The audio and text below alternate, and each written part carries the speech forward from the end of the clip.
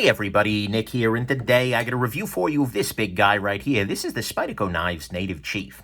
So first off though, in the name of full disclosure, this guy was provided to me directly by Spyderco as a review sample. I've told them, as always, I'm going to talk about the good, the great, the bad, the ugly, might be a gem, might be junk. They still sent it along, and I do appreciate that, but we do have to assume though that this is the very best quality controlled one of these guys ever, and I'm really doing my best not to let that influence the quality of my reviews, so to speak. But anyways, that's where I got this guy. Thank you very much for that, Spyderco. Next thing, size comparison. Here it is against the Spyderco Delica, Ontario Rat number 2. This knife is freaking huge. Let's put it up against the Spyderco PM2, in which case you can also view that this knife is freaking huge. And in fact, a couple of other relevant size comparisons. This is the Spyderco Native 5 lightweight, which is it's the lightweight version of the knife that this is based off of. This is still in the native lineup, so to speak. And you can see it shares things like the overall handle shape. Some elements of the construction are very similar between the Native and the Native 5.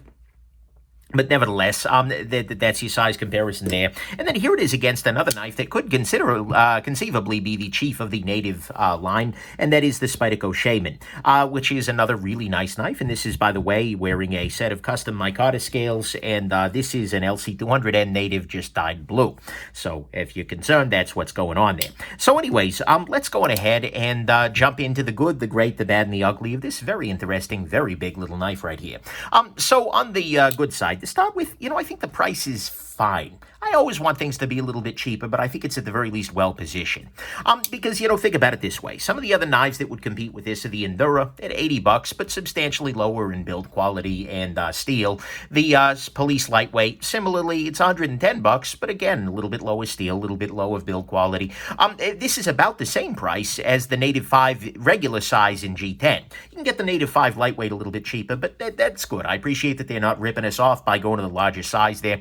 The Spyderco Military is another really big knife from them. It's $180. The Shaman runs $190, and the Police 4, which is their full-on guy, that's running $201. So I feel like this is kind of in a good price range here. Would I like to see it cheaper? Sure, but on the whole, I'd say the price is pretty good. So to me, at least, that's good. Next thing, it is a relatively lightweight knife. We are coming in here. Oh, I forgot to measure the blade. The blade is coming in just over 4 inches. Whether that extra little bit of length is going to make this illegal in your area or not is something you should look into, and that's not a great thing. But coming in for 4 inches of blade, let me tear my scale here. Come on, there we go. Coming in for 4 inches of blade, we are at 3.98 ounces. So this is a little bit under an ounce an inch, which is a very, very solid lightweight sort of thing. So that's good. I'll also comment that the balance is right about here, which makes it balance very, very well in this grip. Maybe a little bit more lively in this grip, a little bit back heavy. But that could change depending on your clip positioning, etc. So that's something to keep in mind. Next thing, this has a very nice blade. We can see here this is a Cpm S30v Blade, which is an absolutely fine blade steel, good to go for everyday carry, but it is also relatively thin behind the edge. If I can zoom this in here, we can see, there we go, this comes to a nice thin edge. It's very thin, not only at the tip, but also it's a very nice little cutter here. It is a relatively slicey knife, even though the stock is relatively thick. The fact that it's got a full flat grind that's this damn tall, yeah, that'll do. Very, very nice there. And it is also a very long blade. And for some people, for some tasks, that might be a beautiful thing. I mean, in terms of usable cutting edge, which is another useful thing to keep in mind, we are coming in here around 3.5 inches of full-on useful cutting edge. And by the way, that compared to the nominally 3.5-inch blade on the Spyderco Para 2, here we are coming in around 3 inches. So you are getting a full extra half an inch of cutting edge off of this guy relative to the Para 2. So that's good. Next thing, this is a 4-way carry knife. What I mean by that is you can put the clip here, here, here, or here, and because it is a backlock and the opening hole is accessible just as well from both sides, this is a completely ambidextrous knife. That means a left-handed person has exactly the same experience with this knife as a right-handed person. That's actually kind of rare these days in the pocket knife world. Very often, it's the case that knives are favoring righties. I mean, 90% of the time, that's the right call, right? But anyway, the right call? Anyways, that's kind of a cool thing, and this does give you a set of options that some people might actually want. on. Next thing, this has a very simple construction. What I mean by that is it's a backlock. And you know what? Backlocks are one of those things that have been around for a while, right? I mean, Spyderco has been doing backlocks for a long, long time, and they're getting exceptionally good at it. It has overall a very nice little spring on this guy. It's on washers rather than bearings. It's just a very durable sort of knife. And the other nice thing with backlocks is there's not a whole lot that can go wrong with them. It's on washers, not bearings, so you can't get too much gunk in them. I mean, this is a knife that will lock up reliably, will lock up very strongly. It's just good to freaking go. And it also leads, by the way, to a very easy disassembly, which is our last good thing. As you watched in my disassembly video, this was just easy. The way that it's put together, the way that with the full metal backspacer and everything, absolutely easy to take apart, and that means it'll be easy to service, and that means it'll have a nice long life for you in practice. So, to me, all of that is the good here, is that it is a very easy knife to disassemble. It's a very simple construction, which is going to make it very durable and reliable. As a four-way carry, making it fully ambidextrous, has a great blade, it's relatively lightweight, and the price is fine at $156. Not amazing, but I think it's well positioned within their lineup. On the great side, to me, what's great about this guy, 100% of the ergonomics. Now, I have relatively small hands, but the thing is, this works beautifully in my relatively small hands.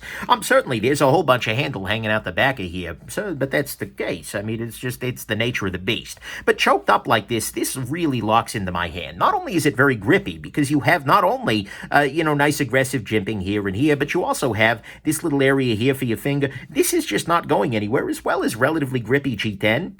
Yeah, that's grippy. That works. That absolutely works. This really locks in there well. But there are also just no meaningful hot spots. I mean, sure, the jimping starts off a little bit sharp, but that's something you can always knock down with a file or something like that if it bothers you. This just really works well in the hand. And honestly, it feels better in the hand to me than the Police, than the Endura, maybe even more ergonomic than the military. I mean, this is the military knife, not the military itself. That's an amorphous concept that you cannot grab. Anyways, why did I give that explanation? Nonetheless, this is an unqualified ergonomic win. This is just a really great knife in the hand, as was the original Native. But this guy is just that same thing, but done bigger. But still great in the hand, even for relatively small hands. So, to me at least, that's what's great here, is that this has great ergonomics. It's very grippy. Absolutely like that a lot. On the bad side, to start with, it is a backlock, and that's not actually something I consider to be bad. In fact, it can be a very good thing for many people, but as a result, there are some things you need to keep in mind. One of those things is that it's going to be very difficult to flick. You can kind of do it if you put enough wrist to it, and maybe if you have longer fingers, you can get more of a... But the thing is, that's not really how this is designed to do. It's going to be a relatively slow close. Can I get it? Yeah, I guess you can get it out that way, but it's going to be relatively slow close, and really it's best designed to do this for opening. What that just means is that if you're looking for something that's going to be like bam open, you might want something with a compression lock instead, or something like that. So there are a lot of advantages, but if you're looking for speedy deployment or speedy putting away, one-handedly putting this guy away is maybe a little bit trickier. But nevertheless, that's not something you get. Next thing, there are definitely some sharp edges on this guy. Most specifically, like the inside of the G10 is not super amazing there. And similarly, the inside of the Spidey hole is, it looks slightly chamfered, but particularly this area right here, this little corner, that's a little bit rough on the fingers. Not a big deal, but it's definitely could use a visit from the chamfering fairy, especially on the scales here. Next thing, the clip on this guy is positioned over very grippy G10. This could be a benefit for some people because it will stay in your pocket 100%. However, that is something that is going to be a little bit more destructive on a pocket than some. You might want to hit this with some low grit sand or some high grit sandpaper to smooth that out right under the clip, depending on what position you want to carry it in. Remember, of course, that sanding G10 is serious business, and you should probably wear a respirator or something like that. But nevertheless, that's definitely a thing. Next thing, this guy has a length that is just over a legal line. This is coming in here right over 4 inches. Depending on how much the cop likes you or not, this could be read as a 4-inch knife or as an over 4-inch knife. That's not something I particularly appreciate. I really prefer when manufacturers walk right up to a legal line. but don't cross over it, because you are absolutely not getting anything in that last little tiny bit of tip there, relative, but you could be getting a felony off of it. So that's not a great thing. I tend to prefer that they keep them under the 4-inch line if they're going that way at all, because there are places in the world, particularly here in the States, well, let's be real here, we're like the only people using this crappy inch measuring system. But anyways, there are places here in the States where 4 inches is a legally meaningful line. Next thing, this guy has a relatively thin tip. I love that personally. This is a very slicey little knife. But that is something you're going to want to keep in mind. If you are the kind of person who tends to use a knife for prying, this is absolutely not going to be it. This has a very thick tip relative to some of the other options. Like, we'll put it up here next to the Spyderco Shaman. I'm sorry, a very thin tip here. Come on, focus. There you go. And so do keep that in mind. If you're looking to pry, this is not the best choice. Then finally, the size on this guy is going to be prohibitive for a lot of people, flat out. I mean, there are a lot of folks out there in the world for whom this is going to be too much blade. There are also a lot of folks out there who are going to find this knife intimidating. This is not particularly a knife you can take out in a Starbucks and cut a little bit of fabric off your shirt with. I mean, like a little string or something, not like you're just tearing your shirt apart in public.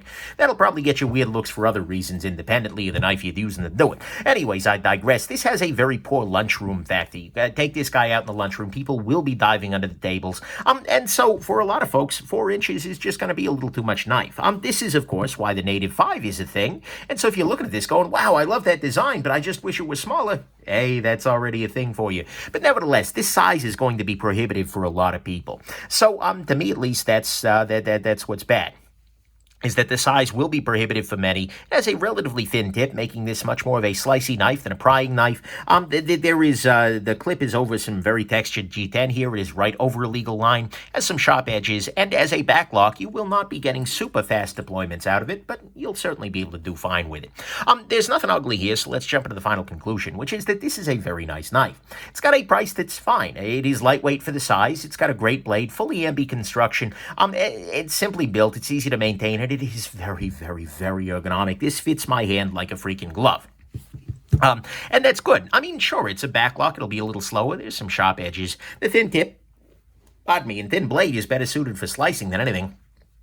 And, well, it's big. It's going to terrify some folks in the lunchroom, but really, I like this knife a lot. It is very, very good. It's real good. Even with my bias against larger knives, I can acknowledge that this is a very nice piece. I mean, personally, I need this knife approximately not at all. I have no use for a knife of this particular size in a folder.